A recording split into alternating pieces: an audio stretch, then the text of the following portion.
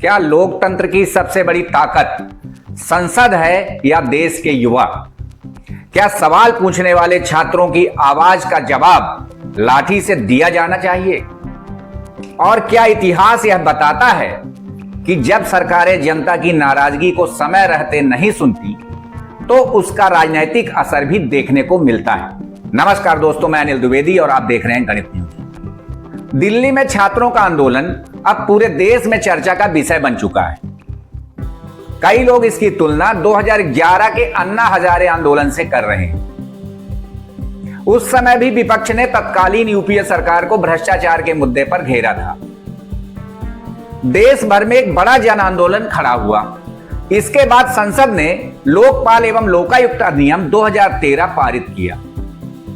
राजनीतिक विश्लेषकों का मानना है कि उस आंदोलन ने भारतीय राजनीति की दिशा बदलने में महत्वपूर्ण भूमिका निभाई।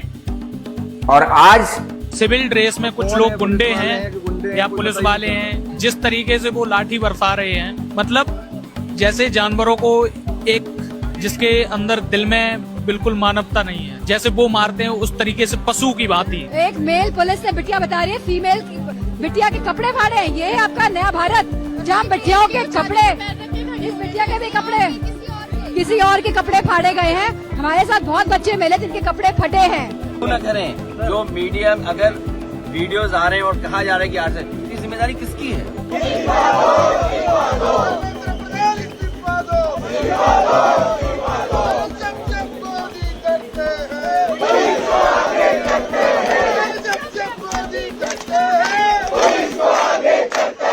मेरे भाई कल पार्लियामेंट में प्रधानमंत्री थे, 300 से ज्यादा भाजपा के सांसद थे और निहत्थे बच्चे, निहत्थे देश के युवा जब खड़े हो गए तो उनके सामने कुछ नहीं टिका।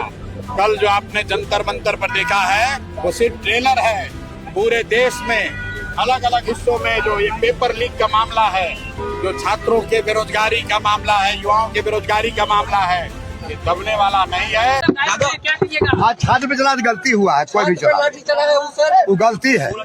हाँ, छात्र के समझा के पढ़ावे लिखावे लाठी कहाँ चला? 20 दिन से अनशन पर थे लोग, बात नहीं सुनी गई, जिसके बाद कल मार्च किया गया था, उस पर लाठी चला गया। बात सुनना चाहिए दादा। केंद्र सरकार नहीं कह रहे हैं कि नहीं मारना चाहिए, पढ़ने वाला लड़का के नहीं मारना चाहिए। अभी थोड़ी देर पहले मोदी सरकार की पुलिस ने एक प्रेस रिलीज जारी की है। उन्होंने उसमें लिखा है कि जिन जिन लोगों ने कल उस प्रदर्शन में हिस्सा लिया था सबके खिलाफ ऐसी एफआईआर करेंगे, ऐसी एफआईआर करेंगे। मैं मोदी जी को कहना चाहता हूं, ये देश आपके पिताजी का नहीं है, ये देश 140 करोड़ लोगों का है। धमकी देना बंद करो, इस तरह की धमकियां देना बंद करो, नहीं तो ये देश के लोग आपको ऐसा मजा चखाएंगे कि इतिहास याद रखेगा कि क्या हाल, क्या हश्र हुआ था एक तानाशाह का इस देश के अंदर।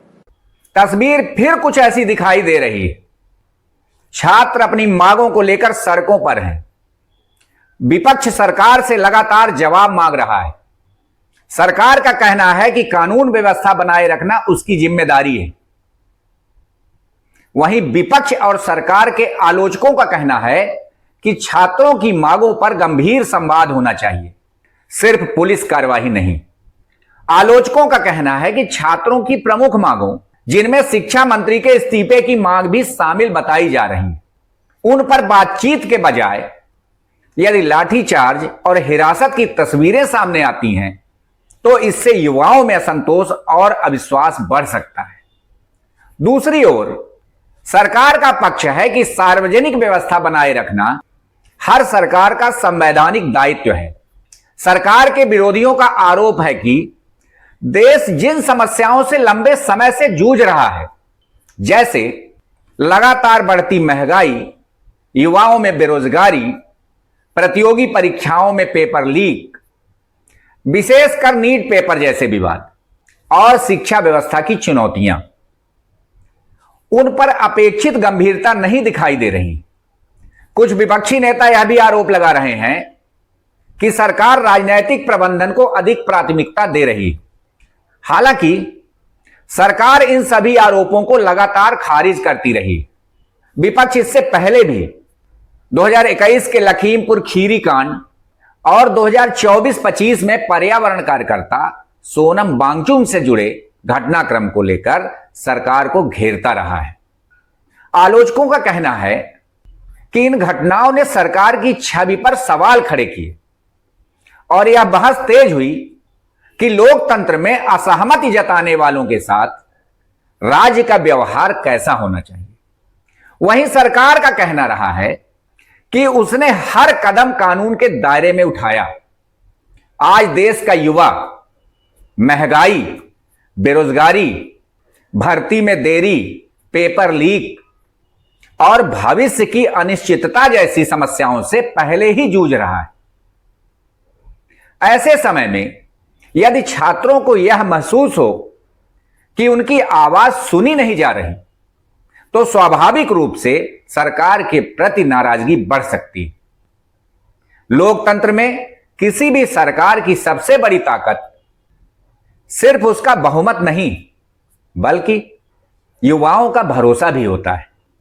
इतिहास गवाह है कि 1974 का जेपी आंदोलन, 1990 का मंडल आंदोलन, 2011 का अन्ना आंदोलन और समय समय पर हुए छात्र आंदोलनों ने भारतीय राजनीति की दिशा बदलने में महत्वपूर्ण भूमिका निभाई। इसीलिए कई राजनीतिक विश्लेषकों का मानना है कि यदि सरकार और युवाओं के बीच संवाद की कमी बनी रहती है तो उसका असर भविष्य की राजनीति और चुनावों में भी दिखाई दे सकता है। हालांकि अंतिम फैसला हमेशा जनता अपने वोट से करती है। यही लोकतंत्र की सबसे बड़ी ताकत है। अब सवाल आपसे है, क्या सरकार को छात्रों के प्रतिनिधियों से तुरंत खुलकर बातचीत करनी चाहिए? क्या शिक्षा, रोजगार और पेपर लीक जैसे मुद्दों पर राष्ट्रीय स्तर पर गंभीर संवाद शुरू होना चाहिए या फिर टकराव की राजनीति जारी रहनी चाहिए? अपनी राय कमेंट बॉक्स में जरूर लिखिएगा। साथ ही हमारे चैनल को सब्सक्राइब कीजिएगा ताकि हमारे नए नए अपडेट्स आप तक पहुंचते रहें। नमस्कार।